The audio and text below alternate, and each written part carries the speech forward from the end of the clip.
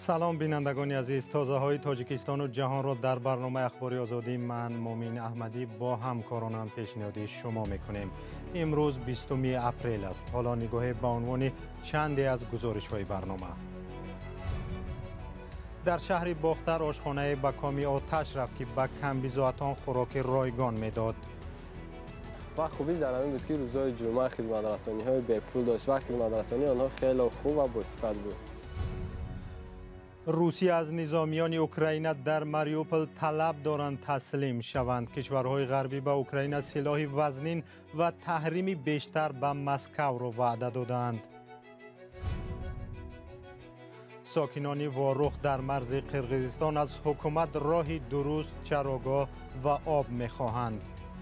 چراگاه بسیارش قرقیزان که از این خود کار گیتند که فقط علامت گذاری شود این سونی حل میشه. برنامه را با خبری از شهر دوشنبه آغاز می‌کنیم. عزت امان حامی زندانی مهاجران را باز به گرفتن 9000 دلار دیگر متهم کردند. مقامات میگویند دعوای نو از نام یک ساکن باختر رسید، اما هویتش را آشکار نمی‌کنند. پیوندانش گفتند عزت امان معامله با این ساکن باختر را تصدیق کرده است، ولی ادعای او را در مورد 9000 دلار به پایان آمده است. عزت امان ماه مارس سال گذشته در دوشنبه دستگیر و بعداً به 9 سال زندان محکوم شد. این زمان علیه او با گمان قلابی به مقدار مخصوصاً کلان پرونده نو شدند و تحقیقش ادامه دارد. ضمناً امروز عزت امان 49 ساله شد. حالا رو می‌آوریم به جنوبی تاجیکستان که در آنجا روز گذشته قهوه‌خانه زیتونه آتش گرفت. این قهوه‌خانه واقع در شهر باختر ولایت ختلان روزهای جمعه به مشتریان خوراک رایگان می‌دهد و در آن نوشیدن نوشاکی‌های اسپریتی منع است. همکارم کیومر سیاتا این موضوع را پیگیری کرده است.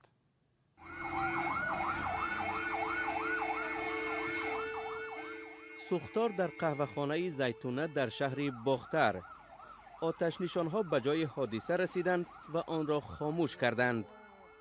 مقامات سبب سوختار را یکباره بلند شدن شدت برق گفتند. ساکنان هم عین شکایت را دارند. ولی در اداره برق باختر میگویند که از مردم هیچ مراجعت نگرفتند. در این قهوه‌خانه بود و در آنجا نوشاکی‌های اسپریتی منع کرده شده و تمباکو کشیدن هم در آنجا نیز منع کرده بود. و خوبی در این بود که روزهای جمعه خدمت‌رسانی های به پول داشت و خدمت‌رسانی آنها خیلی خوب و باصفت بود. مقامات باختر هنوز زیانی رسیده را از سوختار حساب نکردند. قهوه‌خانه زیتونه از آغاز ماه رمضان در خود را برای مشتریان بسته بود. در این ماه اکثرا آشخانه و قهوه‌خانه ها در تاجیکستان تعطیل می‌کنند.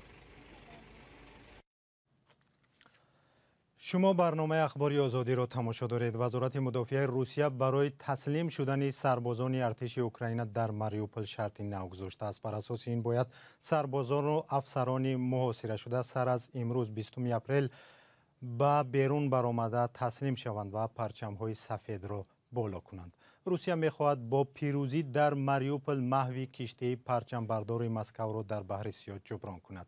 زرنگیز نوروزشاه گزارش می‌دهد.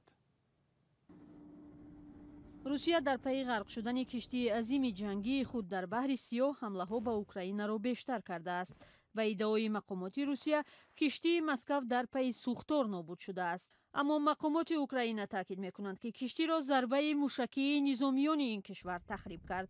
روسیه رسما درباره تلفات معلومات نداده است، ولی خبرنگاران اسم دست کم 8 سرباز نیروهای بحری را معلوم کردند که به نام و نشان یا کشته شدند.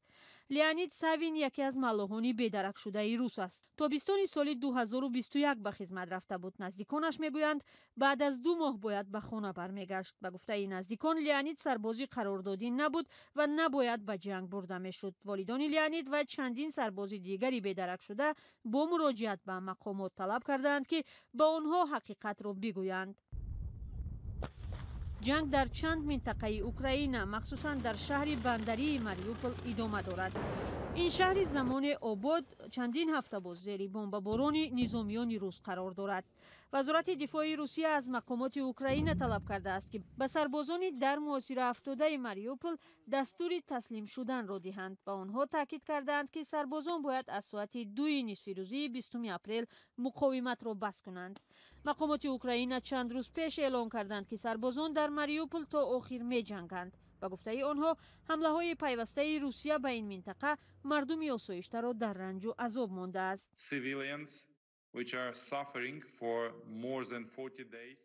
ساکنان آسایشته بیش از 40 روز باز در این شهر محاصره شده در بحران بشری قرار دارند. آنها آب ندارند، غذا ندارند، گرمی و برق ندارند.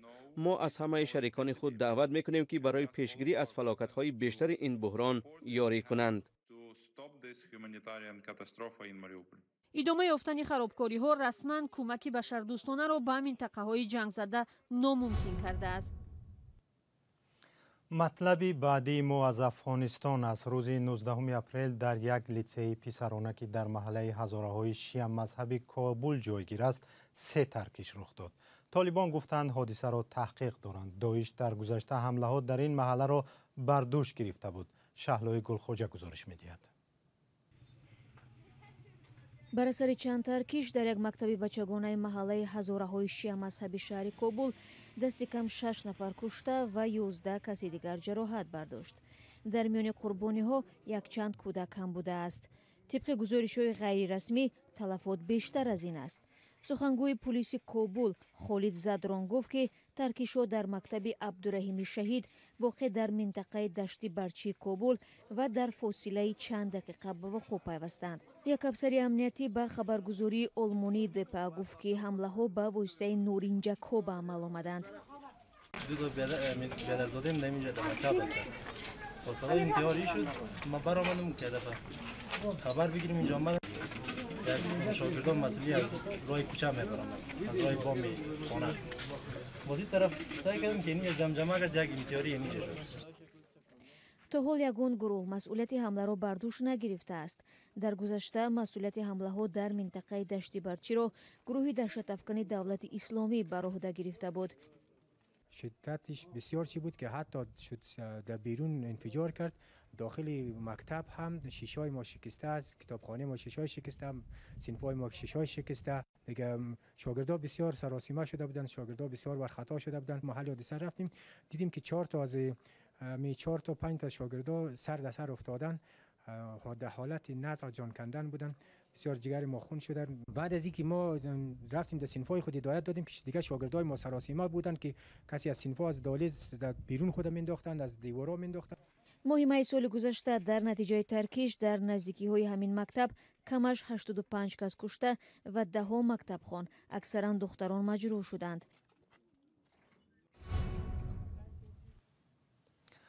در جلسه نوبتی پارلمان تاجیکستان یک وکیل بر رهبریت وزارت مدافعت درباره دعوت بهاری سوال داد، ولی این وکیل را رئیس مجلس نمایندگان هشدار داد که بیرون از موضوع گپ نزند.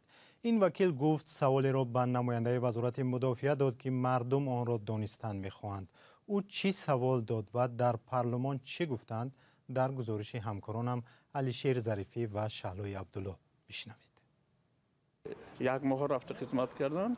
موضوع دعوت جوانان به ارتش یکی از مسئله‌هایی بود که در جلسه نوبتی مجلس نمایندگان تاجیکستان مطرح شد. هرچند در روزنامه جلسه این مسئله پیش بینی نشده بود.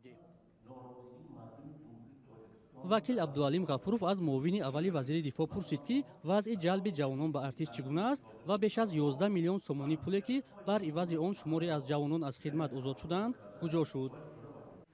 دعوتی که نقشه ایران بود یگان مشکلی بود و دعوتی بهاری سال جدی ماندیم. واسه با موضوعی که از جمله شهروندانی که در هیئت ذخیره سفربری مبلغ می‌خورند و قانون یک ماه خدمت می‌کنند اشتراک کنید این پیرامونی بود.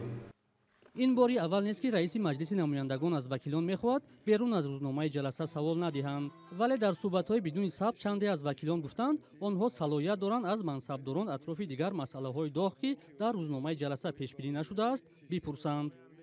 حقوقشناسان بر اینند که وکیلان هنگام جلسه‌های پارلمانی حق دارند بیرون از مسئله‌های قبلا تعریض شده بحث و گفتگوها را به مسئولان انجام دهند. چون مذاکرات پارلمانی همچون یک شکل ویژه‌ای فعالیت پارلمان درست برای نمانده شده است، با وجود آنکه پارلمان کسبی و دائم و عمل کننده در نظام حاکمیت دولتی تأسیس یافت، وکیلان پارلمان وابسته به درخواست‌های انتخاب کننده هاشان با استفاده از فرصت‌های مناسب که کمتر به آنها دست می‌دهد و اشتراک نمایندگان وکالتدار نهادهای مقامات اجراییه یا دیگر عدالت سودی و غیره کوشش میکنند که سوال کنند و با ماهیت سوالشان پاسخ گیرند. از این خاطر هیچ کس و از جمله و بخصوص رئیس مجلس نمایندگان مجلس عالی حق محدود کردن آنها را ندارد.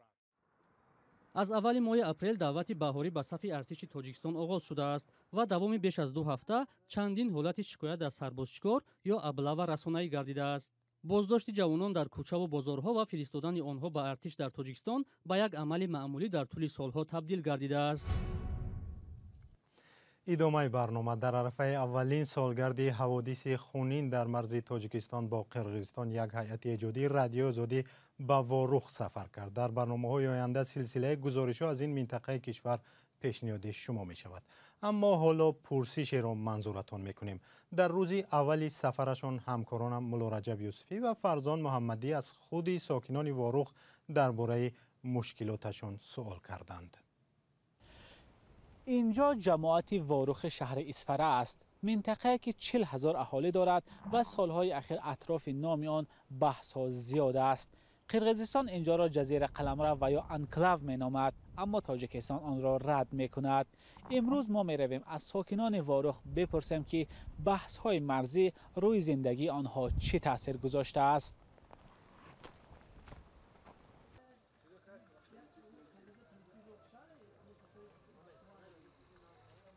من هم واروخ آباد کردم، نقص کردم. فقط یک چیزی ما همین کم بودیم، ما همین راه بین قرقیزستان تا تاجیکستان راه ما ویران شد.